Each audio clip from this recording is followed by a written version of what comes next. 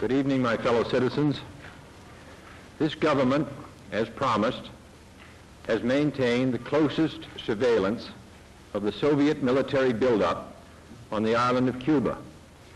Within the past week, unmistakable evidence has established the fact that a series of offensive missile sites is now in preparation on that imprisoned island. The purpose of these bases can be none other than to provide a nuclear strike capability against the Western Hemisphere. In 1962, the Cold War reached its climactic moment. For almost 2 weeks, everyone in the country lived in terror that they would face the same damage the U.S. had brought upon Hiroshima. The crisis began on October 14th when pilot Richard Heiser took aerial pictures from 12 miles above the ground. Photo scanners looked at miles of footage to look for differences in the landscape. They found some in San Cristobal. Fearing the worst, they sent the photos down to professional missile analyzers who confirmed that they were, in fact, missile launch bases. At the time this was discovered, the president was campaigning in Upper New York. His advisors decided to give him one more good night's rest before he heard the news. 2 days later, on October 16th, President John F. Kennedy was informed of the missiles. This shocked and worried Kennedy because Russia had never placed nuclear weapons outside of their country for fear that the USA or other Western powers would capture them. After meeting with his cabinet on how to proceed, Kennedy addressed the American public on October 22nd. In this speech, he established his plan to surround Cuba with a naval blockade. However, he vaguely referred to this as a quarantine, for a blockade would be an act of war according to international law. Despite the euphemism, it was made clear that the U.S. would use military force if necessary. The following day, on the 23rd, Soviet Union leader Nikita Khrushchev responded with an insistence that the Soviet Union gave Cuba the missiles purely for defense purposes, and the quarantine was the actual threat to world peace. Ominously, later that evening, Soviet subs started moving towards Cuba. It seemed the world was preparing for war. October 24th, the quarantine went into effect. Cuba was surrounded, but the Soviet ships turned around, showing that neither side wanted an immediate confrontation. The U.S. and Soviet Union continued to argue over who was responsible for the crisis, but on October 26th, Khrushchev proposed a deal. The Soviet Union would remove the missiles on the conditions that the U.S. would pledge not to invade Cuba, and that they would remove the missiles they had placed in Turkey. On October 28th, the U.S. agreed to compromise, effectively bringing the Cuban Missile Crisis to an end. Despite the end of the crisis, it was not the end of the Cold War, nor the U.S.'s animosity towards Cuba. The quarantine would stay in effect for a month, and the Soviet Union and U.S. would remain in contempt of each other for many years to come. Cuba and the USSR bonded due to shared ideologies and their leaders, Fidel Castro and Khrushchev, who were good friends. The USSR wanted to destroy capitalism, and America was the ideal capitalist country. Leaders of the USSR said that the reason for the crisis was that the U.S. didn't recognize the Soviet Union as a true global player. They thought that since the U.S. had missile bases in Turkey and other surrounding countries, the Russians could have some around the U.S. also. America and its allies against the USSR had over 5,000 bombs, while the Soviets only had 500. Cuba was only 90 miles away from the U.S., making it the perfect place to launch missiles from should a nuclear war begin. Experts said it would take approximately 10 minutes for the missiles to reach Washington, D.C. The weapons had an enormous range. If Cuba so chose, they could wipe out D.C., the Panama Canal, Cape Canaveral, Mexico City, and any other city in southeastern U.S., Central America, and the Caribbean. The missiles were categorized by short range, medium range, and long range.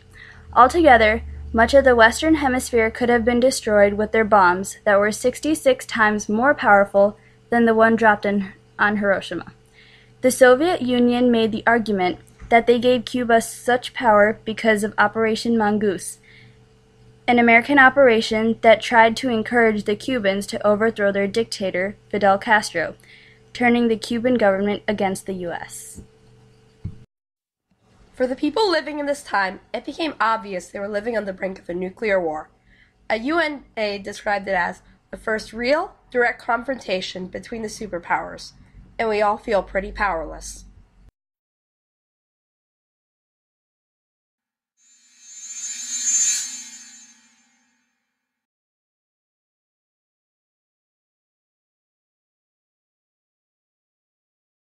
In the American history, we present Cuban Missile Crisis as the clash of the superpowers and changing balance of power.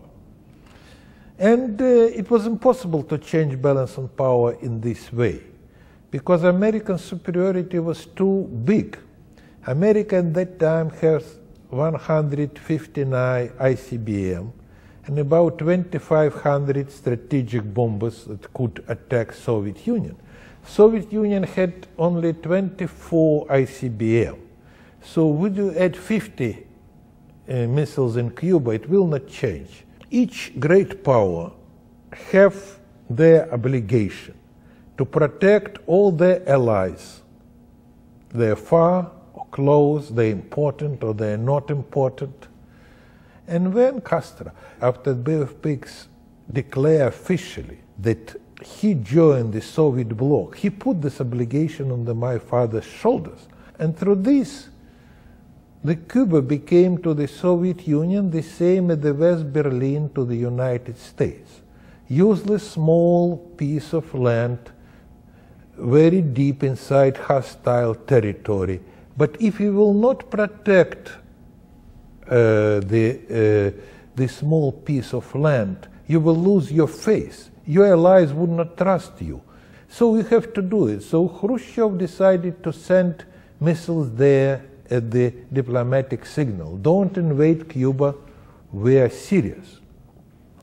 He did not understood at that time that American mentality is different. For Europeans, Soviets, all their history had enemies at the gate.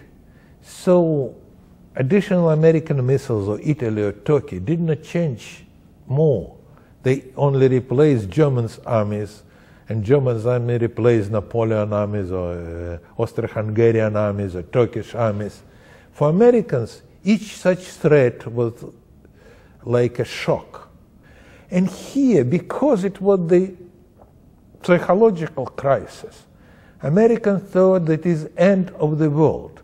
They tried to bring all this food on the shelters, waiting until it will be this apocalypse. For the Soviet Union, it was one of the crises, because we lived through the 2 Berlin crisis, 3 Middle East crisis, Far East crisis. So it was no panic on the Soviets. It was, we have this feeling that we have to protect Cuba. It can be war, but it was no panic. Nobody left the Moscow or big cities. Nobody buy food. It was life as usual.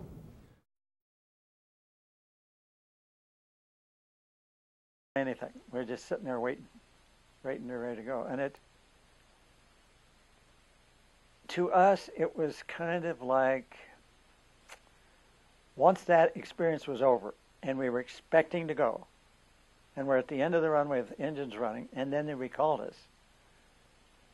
It was like we'd already been to war, and they can't do anything to us now, and so we didn't really care. And if the war comes, fine, let's get it over with. It was almost like we were the razor's edge, and I wouldn't say we were anxious to go do our jobs, because we knew that would be devastating to the world. But we also knew that that would take care of the problem with Russia. Whatever their intentions were, we could definitely thwart them, and they would be bombed back to the Stone Age. And I would be part of that. And